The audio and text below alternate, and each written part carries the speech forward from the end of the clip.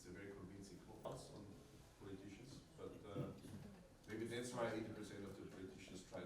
Journalism is undertaking for societies to create that fear.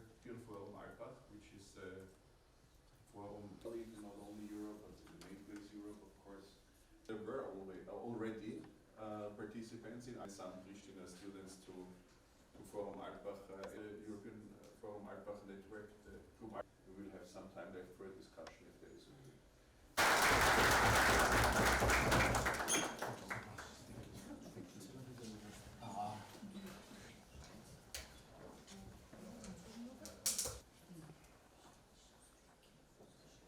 Magnificenz, as we call rectors in Austria of universities, more than happy that you receive me, more than happy to be finally at the Pristina University. I was not here before, which was really a lack of knowledge for me and from my side. So I'm really grateful to meet with professors and vice presidents of the university, with the president, of course, and in the first place, and especially with students. So thank you very much for having me this Friday in spring. I think it already smells like spring in Pristina. I just landed and was really happy to see Pristina in spring, and I'm grateful for the opportunity to be here. I would rather want to make it a discourse, since this is a university. University includes the expression of universality or universal, so we want to have a holistic approach, a broad overview, a 360-degree view, if you want to, and I would really like to address the issues you are interested in and have a discourse with you, and that's the way we all of us mutually can learn from each other the most and the best, and have the one or the other inspiration, maybe also provocation, as the rector already said. Let's see whether there will be the one or the other academic provocation. So as I understand, the University of Pristina, by the way, the best ranked in each and every place where Albanians live. I've just learned that, but I have to repeat it because I'm really delighted to hear that Pristina has this marvelous university, and I congratulate you for being students here, and I also want to thank you in the first place for remaining in the country and for investing in education, because this is the future. You are the future, the youth is the future, the next generation is the future of the Republic of Kosovo, and the youth remaining in Kosovo is the precondition for everything that might positively happen in the future, and education and academic reflection and innovation and everything that's connected to science and the academic field is an important, essential, I would say, part of the future. So I thank you for that and for being here and for studying here. But I don't know exactly what fields of the broad range of studies that are provided by the University of Pristina you are in. It's from economy to biology, I have understood. So if you can raise the hand if you study political science. Who of you studies political science? 1, 2, 3, 5. And media. Who is studying media? There are many. A relative majority, as we would say, in the European Parliament, studying media. And who is in the natural science field? Any biologist or physics, mathematician? Okay. So my eldest daughter is studying physics at home in Innsbruck in the west of Austria. So natural science is also something. And is there an economist among you who is studying economy? One. Excellent. So we have political science and media around, and this is where I want to start. And I was expecting that kind of, because democracy is under pressure all over the world. So in European Parliament we have established a special committee called EU Democracy Shield, which is meant to defend democracy against the various threats. Thank you very much for this response. So you said polarization. and we also call it in the political discourse where it can lead to, this polarization, it can lead to division. And division is clearly something harmful. Division is something where the one neighbor doesn't speak to the other anymore, even within, I don't know, peer groups of various kinds, families, companies, villages, neighborhoods. You can cause division when democracy is harmed, when hate speech appears under the umbrella of so-called freedom of speech. And that's the next expression you used, freedom of speech. So what is freedom of speech, freedom of expression, freedom of opinion really about, if you think about it? Any other thought on that? Any other reflection? So maybe I totally agree, and maybe we can think of it from the angle of the question, is freedom of speech only the freedom of the loudest voice? Or is it only the freedom of the most extreme voice? Or the most populistic approach? Or the most extreme pictures also? I mean, expression is not only words, it's only picture, it's also pictures, it's also movies, and so on. So to defend freedom of speech is much more complex than one would think. It's not anarchy. It's the right to express oneself, even if a voice is not extreme, but rather reasonable. Even if a voice is not loud, but rather silent. Even if it's not very convinced itself. Maybe it's more reflective. Maybe it's even part of dialectic, as it is called. And these are also voices, especially from the academic field, that deserve freedom of speech, freedom of expression, and freedom of academia. And what is academia using? Academia is using always the reflective way, the way to try something out and to try it again and again to understand better what's going on and what's the situation.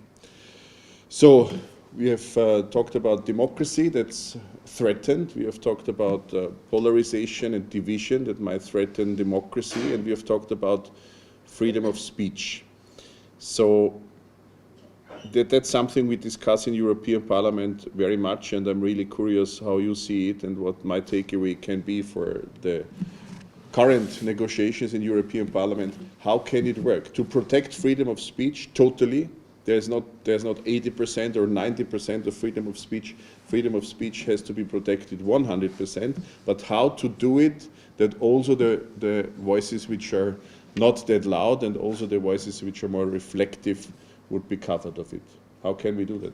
I mean, in our societies of the free world, how can we make that happen? That's the $1 million question, I know. But what's your thought on it? Talk about different media theories. We also talked about Popper a lot, as you mentioned, Karl Popper. One of the main and key things that we learn about is the watchdog role, as we call it in the media world. And it's where media basically is like a dog who watches over democracy, and everything that we see that is, well, against democracy, it is our duty, moral obligation, and job to report about it and to bring those people up to accountability for the things that they did. So I think the biggest role that media has in this whole structural aspect of democracy is to sort of watch over everything and make sure and to dig even deeper sometimes than most people to find something that's wrong with someone or whatever it is, to find that and hold those people accountable. The first thought that comes to my mind when you mentioned the media is, of course, we mentioned the three other pillars, but very often when we talk in political science, we refer to media as the fourth pillar, the watchdog that observes what all the other three pillars are doing. But I think a crucial topic of discussion that should be known is what is actually media and who watches the media. Because what we're seeing right now is not media contributing directly to preserving democracy, as much as it is helping in polarization and propaganda and disinformation. So I think this is, how I see this is one of the key questions that we should address. Thanks to both of you for these contributions. I want just to add my reflection on it. I've studied communication myself 100 years ago, 20 years ago, 25 I started. I'm concerned about the threats against journalism, because everything risky you have just raised, like populism, traps and so on, are not about journalism. They are about campaigning, or even worse. So journalism is really something that has to be preserved. I also think journalism, beside the engagement of persons, citizens, is among the conditions of a modern state which would not be provided by the state itself. Secondly, I even more than ever think also in the artificial intelligence era we are living in, and we will more and more get into, journalism has its place. I mean, not artificial, but natural intelligence reflecting on things and providing information. And this is the point I want to share, the first one at least. What is journalism doing? Providing information. So, to inform about what really is the case, full stop. Not to spread conspiracy theories, not to spread hate speech, but to report what is really the case. And this is of course always threatened, because somebody wants to have it pictured more that way or more the other way. I mean, even in regular democratic procedures this can happen. But the journalist has the very specific role to report what is really the case in the first place. And secondly, also to interpret.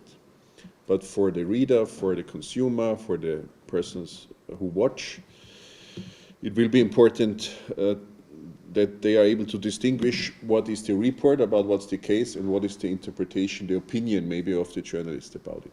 First point. Second point, diversity. I mean, a media landscape is only a true media landscape if there is diversity. If there is only one media outlet, even if there are great journalists active, it will be only one media outlet, and it will have some bias automatically.